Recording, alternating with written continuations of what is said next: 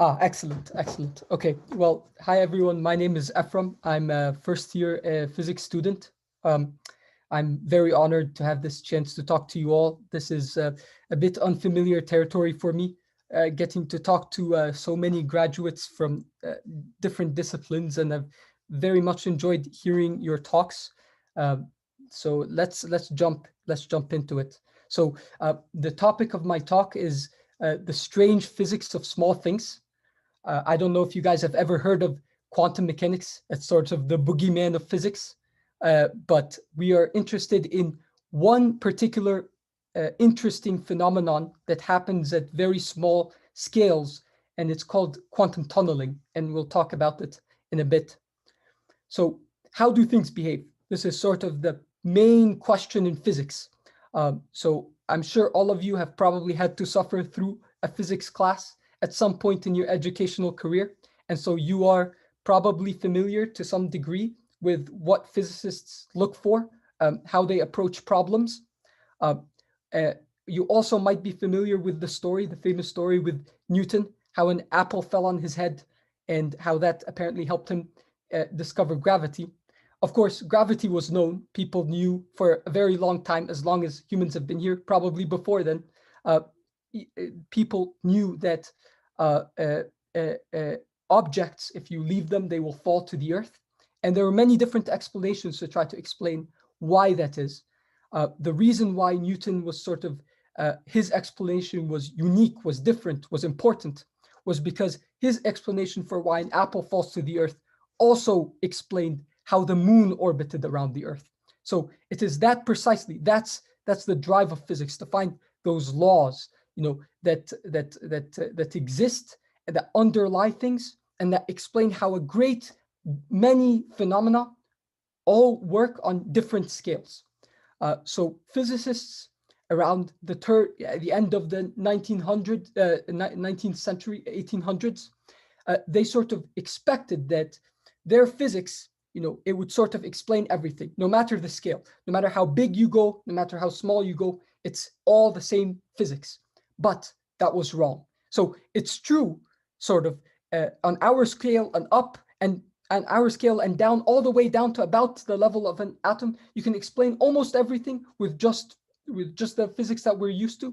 But after you go on that atomic scale and a little less, things begin to diverge from what we expect. Things begin to behave in very strange and unexplainable ways. So why does this happen? Well, we can sort of classify the things that we observe into two categories. It's all either a wave, you imagine like a wave on the sea, for example, a water wave, or it's a particle. Imagine like grain of sand. So atom, easy, particle. Light, easy, wave. So that's how we classify things. But the problem is at very small levels, things begin to behave in a way that's both like a particle and like a wave. Which is it? Is it a particle? Is it a wave? It's actually probably neither, but it's something unimaginable. But it manifests itself to us in a way that's sometimes similar to how waves appear to us, and sometimes similar to how particles appear to us. So this difference that small things have, that they behave both like waves and particles, we call it particle-wave duality, is what is behind all the strange and mysterious phenomena that appear in nature. So the classic example is the double slit experiment. So double slit experiments, pretty much you have two slits, you shoot something at it, and you get sort of a wave pattern, which is the pattern that you see here on the screen. I don't know if you guys can see my cursor, but it's the pattern you see here on the screen. Or you can either get also the two lines, and if you get two lines on the screen, then it's a particle. So it's like an easy way to determine is something a particle or a wave.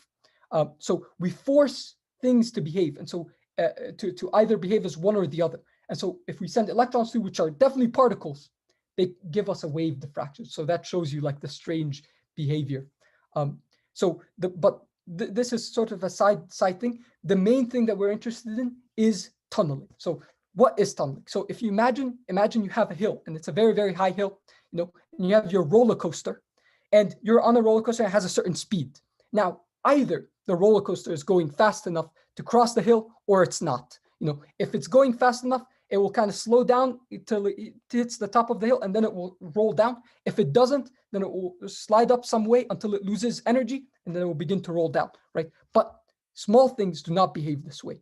So for small things, you can shoot them sort of, you can have the roller coaster kind of move towards a hill that's too large for it to climb, and yet there is a probability that it will magically appear on the other side and move along. So it's a very strange phenomenon and totally unintuitive. So why do we bother with this phenomenon? I told you it happens on very small scales. Well, essentially, if you're trying to design anything that's very, very small, where you're beginning to deal with things on the atomic level, you're going to run into these problems. Nature will mess with you by tunneling and other strange quantum effects. And this is happening right now in electronics. People, the entire, computer business is they're all trying, their R&D, they're all trying to push to make increasingly complicated circuits fit into smaller and smaller area. And when you do that, eventually you're going to run into these effects. And you can imagine tunneling is very detrimental to a well-functioning computer, because you have electrons literally jumping out of where you're trying to keep them and messing with your circuit. So we want to understand this phenomenon. We want to learn both for possible applications of tunneling in the future, and also to learn how to control it in the circuits that we're making. Okay, so that's sort of where our experiment comes in. So we have sort of two ingredients, and I'm going to explain each very quickly. So one ingredient is a quantum dot. A quantum dot is literally like a grain of semiconducting material. Semiconductor is just a type of material. And this grain is nanometer scale, so it's very, very small. And you shoot light at it, and a electron will pop out around its atom and begin to orbit around in the quantum dot. Okay, and then this electron will eventually snap back into the position, into the atom, into its position before it got excited with the light, and shoot out the light. So it gets excited electron, snaps back, gives off the excitation as light. And so this is actually what makes quantum dots very good LEDs, and that's the picture that I have here. But anyways, the second ingredient is photochromic molecule. So these are molecules that have this strange property. You shoot a type of light at them, say, visible light, they snap into a certain configuration B, say. And then you shoot UV, they snap back into configuration A. Configuration B if you shoot visible again. So like they snap back and forth, it's reversible, it's very nice. Okay, so now this is pretty much the experiment. So you have two quantum dots, and they're connected by a photochromic molecule. And so you can shoot light at the quantum dot, you excite it, an electron pops out and it's running around, but it's doomed. It will fall back into its hole and die, releasing a light photon. But there is a chance now, if you connect it with this bridge, this photochromic molecule to another quantum, there's a chance that it will tunnel through and get into the other quantum dot and survive. We have this photochromic molecule, we'll turn it on and off, we change the barrier height, so we change the amount of height of the quantum dot, therefore increasing or decreasing the probability that we will get tunneling. And we observe this in the lab by either increasing or decreasing the light that we sense from our sample. So that's pretty much the experiment, and the hope is that we would be able to use this experiment to measure, to have an easy way to measure tunneling, pretty much, and explore it. But yes, so that's pretty much it. I think I'm close to the 10-minute mark. I don't know how far off I am, but can everyone hear me? Okay. Yes. Thank you so much. That was a wonderful talk. Yeah, I just found that really enjoyable. I'm seeing a question in the chat too. So the question is what might be some ways of controlling it? Can the person who sent the question clarify a little bit what they mean by like controlling what, or maybe Ephraim, that makes sense to you? Controlling. Yes. Tunneling. Yes, thank you. Yeah, I think I understand what they're asking. So yes, so okay, so different. Exactly, you're getting on a very good point here.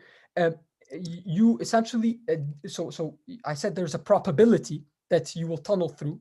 this probability is determined by a few different factors. So it depends how high the barrier is. So if the barrier, I don't know what level, if this person is like coming from a science background, but if they are, you essentially control the barrier height. So the higher the barrier, makes sense. The higher the barrier, the less probability of tunneling. Also, barrier width will also matter.